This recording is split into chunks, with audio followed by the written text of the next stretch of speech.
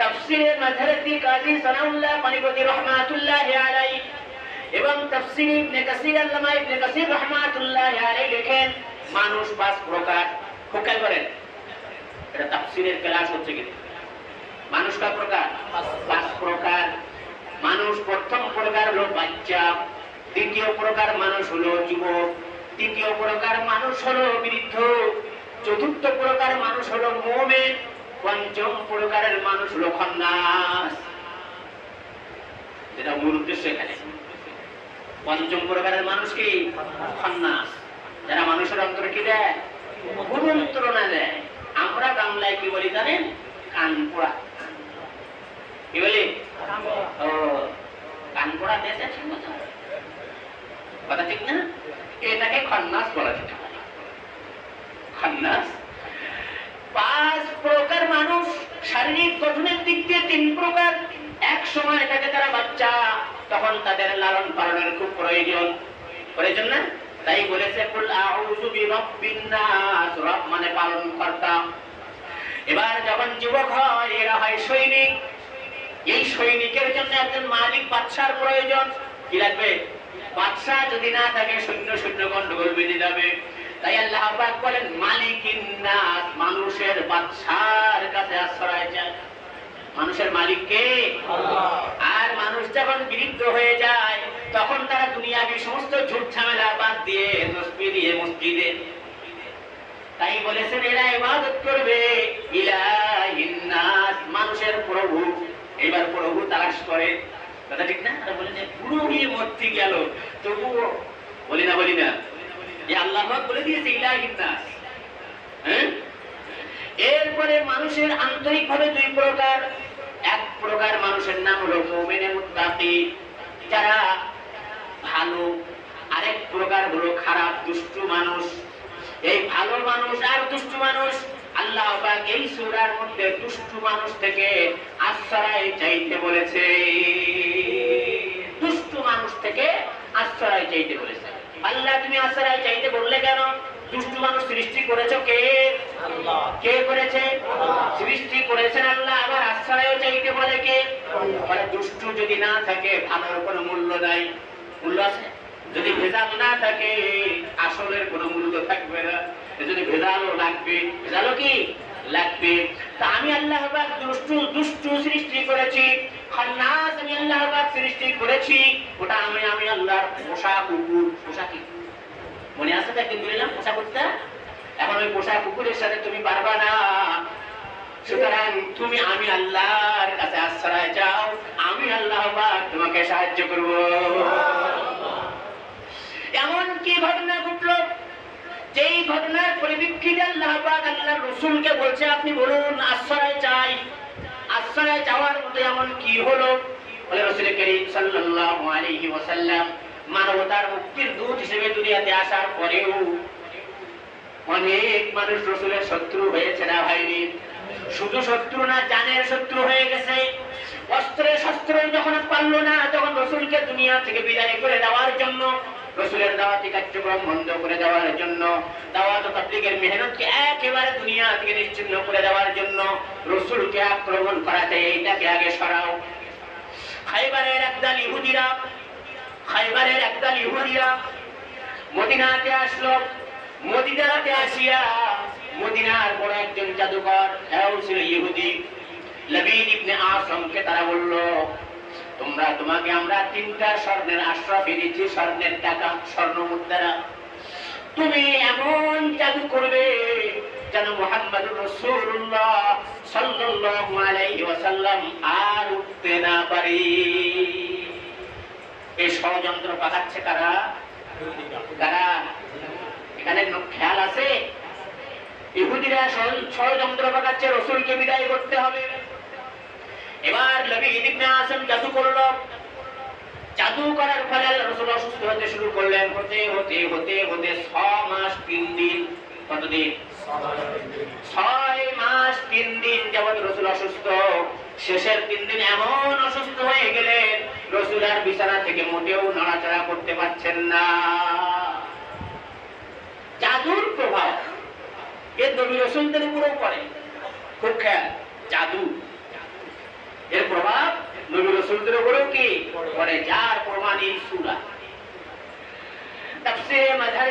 সানাউল্লাহ বারিপতি রাহমাতুল্লাহি আলাইহি লেখেন এবং তাফসীর ইবনে কাসীর আল্লামা ইবনে কাসীর রাহমাতুল্লাহি আলাইহি এই দুই সূরার শানে নুজুল লিখতে যাইয়া বলেন রাসূলুল্লাহ সাল্লাল্লাহু আলাইহি ওয়াসাল্লাম যখন একেবারে শয্যাশায়ী হয়ে গেলেন স্বপ্ন দেখতেছেন দুইজন ফেরেশতা আগমন করেছে একজন ফেরেশতা রাসূলের পায়ের দিকে বসেছে আরেকজন ফেরেশতা রাসূলের মাথার দিকে বসেছে দুইজন ফেরেশতা একজন জিজ্ঞাসা করতেছে ইনার কি হয়েছে আরেকজন উত্তর দেয়নি অসুস্থ বলে কি অসুস্থ কিসের কারণে অসুস্থ আরেকজন উত্তর দেয় এনাকে জাদু করা হয়েছে আবার জিজ্ঞাসা করে কে জাদু করেছে বলে মদিনার বড় ইহুদি জাদুকর লাবিদ ইবনে আসম তাকে জাদু করেছে বলে কিভাবে জাদু করেছে বলে জারওয়ান নামক একটি কুয়া আছে সেই কুয়ার নিচে পাথর চাপা দেওয়া আছে একটা জাদুর জিনিসপত্র বলে এইটা যদি সেখান থেকে উঠে আনা হয় ইনি সুস্থ হয়ে যাবে খবর জানেন রাসূল যদি গায়েবের খবর জানবেন 6 মাস 3 দিন বিছানায় শুয়ে থাকা লাগে নাকি হুজুর তো ওই দিনই জেনে যেতে যে আমাকে জাদু করা হয়েছে জারওয়ান নামক কূপের পাথরের নিচে চাপিয়ে দেওয়া চেপে রাখা হয়েছে ওইটাকে উঠায় আনলে আমি সুস্থ হয়ে যাব হ্যাঁ বলে কিভাবে সুস্থ হবে বলে ওই জাদুর জিনিসপত্রগুলো নিয়ে উঠালে ইনি সুস্থ হয়ে যাবে রাসূলুল্লাহ সাল্লাল্লাহু আলাইহি ওয়াসাল্লামের স্বপ্ন নবী রাসূলদের স্বপ্ন এটা ওহি হয়ে থাকে আল্লাহ রাসূল স্বপ্ন ভেঙে গেল এবার সকাল বেলা তিনজন সাহাবীকে ডাক দিলেন একজনের নাম হযরত আলী রাদিয়াল্লাহু তাআলা আনহু আরেকজনের নাম হযরত জুবাইর রাদিয়াল্লাহু তাআলা আনহু আরেকজনের নাম হযরত আম্মার ইবনে ইয়াসির রাদিয়াল্লাহু তাআলা আনহু তিন সাহাবীকে ডাক দিয়ে বললেন যাও ওই জারওয়ান নামক কূপের কিনারায় চলে যাও ওই কূপের পানিগুলো সেচে ফেলবে এবং ওই পানির নিচে একটা পাথর দেখতে পাবে পাথরের নিচে একটা পোটলা আছে চামড়া দিয়ে বাঁধা ওই পোটলাটা উঠাইয়ে নিয়ে আসবি পোটলা বোঝেন তো পোটলা বলেন ওটা উঠাইয়ে নিয়ে আসবে হযরত আলী রাদিয়াল্লাহু তাআলা আনহু এবং হযরত জুবাইর রাদিয়াল্লাহু তাআলা আনহু এবং হযরত আম্মার ইবনে ইয়াসির রাদিয়াল্লাহু তাআলা আনহু তিনজন রওনা দিলেন জারওয়ান নামক কুয়ার কিনারায় যাইয়া দেখলেন কূপের সমস্ত পানিগুলো মেঘদি রঙের মতো লাল হয়ে আছে পানির কালার কি হয়ে গেছে লাল কিসের কারণে জাদুর প্রভাব কিসের প্রভাব জাদুর প্রভাব তিন সাহাবী কূপের সমস্ত পানি উঠে ফেললেন নিচে যখন দেখা গেল পাথর দেখা যায় সাহাবায়ে কেরাম আনন্দিত হলেন পানি সেচন করার পর পাথরের নিচে সেই চামড়ায় বেষ্টিত একটা ছোট পোটলা পাওয়া গেল বলেন সুবহানাল্লাহ আল্লাহ রাসূলুল্লাহ সাল্লাল্লাহু আলাইহি ওয়াসাল্লাম কে পর্যন্ত দুনিয়া থেকে সরাই দিতে চায় অথচ রাহমাতুল লিল আলামিন যতক্ষণ দুনিয়াতে থাকবে ততক্ষণ দুনিয়াবাসীর জন্য ফায়দা তাকেও রাখা যাবে না রাসূলুল্লাহ দরবারে আনা হলো পোটলাটা খোলা হলো চামড়ার পোটলা এর মধ্যে পাওয়া গেল রাসূলের মাথায় ব্যবহৃত চিরুনির একটি দাঁত চিরুনির দাঁত এবং চিরুনি আঁচড়ে কিছু চুল উঠে আসে কিছু চুলও সেখানে পাওয়া গেল এবং খেজুর গাছের একটি ছোড়া পাওয়া গেল আর একটা সুতা পাওয়া গেল যে সুতার মধ্যে গিরু লাগানো আছে 11টা কয়টা 2 সূরায় আয়াত কয়টা আবার বলেন সূরায়ে ফালাক এবং সূরায়ে নাসের মধ্যে আয়াত সংখ্যা 11টা এখানে গিরু দেওয়া আছে কয়টা 11টা রাসূল করিম সাল্লাল্লাহু আলাইহি ওয়াসাল্লাম বলেন এগুলো জ্বালিয়ে দাও সবগুলো আগুন দিয়ে জ্বালিয়ে দেওয়া হলো অথচ ওই সুতা আগুনে পুড়লো না সুতা আগুনে পুড়লো না রাসূলের কোনো প্রকার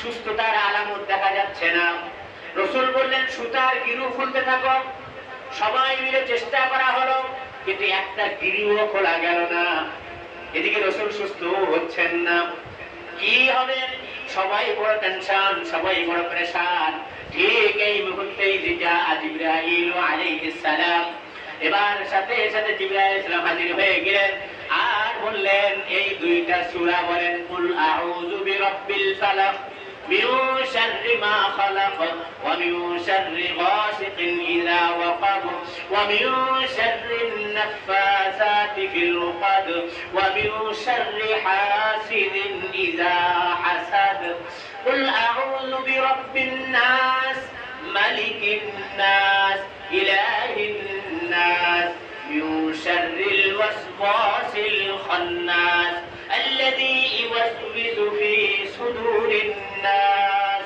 من الجنة والناس হযরত জিবরাইল আমিন এই 11 আয়াত বিশিষ্ট দুইটা সূরা নাযিল করলেন কি বললেন জিবরাইল আলাইহিস সালাম যে একটা করে আয়াত পড়ুন আর ওই একটা করে গিরাতে একটু ফু দিয়ে দেন কোন কোন মুফাসসিরিন কেরাম বলেন ফু দিয়া রাখবেন একটু পড়ুন আল্লাহ রাসূল এবার সুতা নিজে হাতে নিলেন আর একবার পড়লেন কুল আউযু বিরাব্বিল ফালাক সাথে সাথে এই আয়াতের অ্যাকশনে একটা গিরো খুলে যায় দ্বিতীয়বার পড়লেন মিন শাররি মা খালাক সাথে সাথে আরেকটা গিরো খুলে যায় এবার পড়লেন মিন শাররি গাসিকিন ইযা ওয়াকাব আরেকটা গিরু খুলে যায় ওয়া মিন শাররিন নাফাসাতি ফিল উকাদ আরেকটা গিরু খুলে যায় ওয়া মিন শাররি হাসিদিন ইযা হাসাদ আরেকটা গিরু খুলে যায় কুল আউযু বিরাব্বিন নাস ওই সুতার আরেকটা গিরু খুলে যায় মালিকিন নাস আরেকটা গিরু খুলে যায় ইলাহিন নাস আরেকটা গিরু খুলে যায় মিন শাররিল ওয়াসওয়াসিল খান্নাস আরেকটা গিরু খুলে যায় আল্লাযী ইউওয়াসবিসু ফি সুদুরিন নাস আরেকটা গিরু খুলে যায় মিনাল জিন্নাতি ওয়ান নাস সব গিরুগুলো খুলে যায় কিতাবের মধ্যে দেখেন মুফাসসিরিন কেরাম সাফ সাফ উল্লেখ করেছেন রাসূল যখন একটা করে আয়াত তেলাওয়াত করতেছিলেন আর ওই জাদুর এক একটা গিরু যখন খুলে যাচ্ছিল রাসূল আস্তে আস্তে সুস্থ হতে লাগলেন এমনকি যখন 11টা গিরু সব খুলে গেল যেই রাসূল মোটে নড়াচড়াও করতে পারছিলেন না সেই রাসূলুল্লাহ সুজা দাঁড়িয়ে গেলেন নারে তাকবীর রাসূল সুজা দাঁড়িয়ে গেলেন এবার রাসূল করিম সাল্লাল্লাহু আলাইহি ওয়াসাল্লাম জানায় আমার উম্মতেরা শুনে রাখো যে জাদু একটা মুসিবত এরকম অনেক রকম মুসিবত আমাদের উপরে আসবে তোমরা তো মুসিবত থেকে আশ্রয় চাও কি চাও না বলে হ্যাঁ আশ্রয় চাই বলে তোমরা যদি একটা আমল রীতিমতো করতে পারো আল্লাহ পাক সর্ব প্রকার মুসিবত থেকে তোমাদেরকে হেফাজত করবে বলে আমলটা কি বলে তোমরা প্রত্যেকদিন সকালবেলা এবং সন্ধ্যাবেলা এই দুইটা সূরা তিনবার করে পড়বে আরেক বর্ণনায় আছে ওর আগের সূরাটাও সাথে নিয়ে নেবে 3 কুল কয় কুল কুল হুয়াল্লাহু আহাদ কুল কুল আউযু বিরাব্বিল ফালাক আরেক কুল কুল আউযু বিরাব্বিন নাস আরেক কুল এই 3 কুল 3 সূরা আরেক কুল আছে কুল ইয়া আইয়ুহাল কাফিরুন মোট 4 কুল কিন্তু এখানে হলো 3 কুল বলে তোমরা এই তিনটা সূরা সকালে 3 বার অর্থাৎ সূরা ইখলাস 3 বার সূরা ফালাক 3 বার সূরা নাস 3 বার পড়ে নিজের শরীরে ফু দিয়ে দেবে নিজের শরীরে কি করবে নিজে নিজেই ফু দেবে অথবা হাতে ফু দিয়ে হাত সমস্ত শরীরে মোছাই করবে ওইরকম ভাবে সন্ধ্যাবেলা সূরা ইখলাস 3 বার পড়বে সূরা ফালাক 3 বার পড়বে সূরা নাস 3 বার পড়বে হাতে ফু দিয়ে সমস্ত শরীরে নিজের হাত বুলাইয়ে দেবে মা আয়েশা রাদিয়াল্লাহু তাআলা আনহা বলেন আল্লাহর রাসূল এই সূরা নাযিল হওয়ার পর থেকে এই তিনটা সূরা সকালে 3 বার এবং সন্ধ্যায় 3 বার পড়ে হাতে ফু দিয়ে হাত সমস্ত শরীরে মোছাই করে দিতেন রাসূল আমার ডেকে বলে আমার উম্মতেরা শোনো তোমরা যদি এই আমলটা করতে পারো আল্লাহ পাক তোমাদেরকে সর্ব প্রকার মুসিবত থেকে নিজেই হেফাজত করবে এই হেফাজতের জন্য এত বড় মুসিবত থেকে নিজেকে রক্ষা করার জন্য আশ্রয় চাই কার কাছে আল্লাহ পাক বলে দেয় তাহলে তোমরা এইভাবে আমল করো ওই কি করো প্রেসক্রিপশন দেওয়া হয়েছে ঔষধ এসে গেছে সূরা ইখলাস সূরা ফালাক সূরা নাস খাওয়াটা বাকি, কিটা বাকি? তুমি যদি না খাও তাহলে কি দোষ? খাওয়াটা বাকি, খাইতে হবে। তাহলে আল্লাহ পাক আমাদেরকে সর্বপ্রকার মুসিবত থেকে হেফাজত করবে।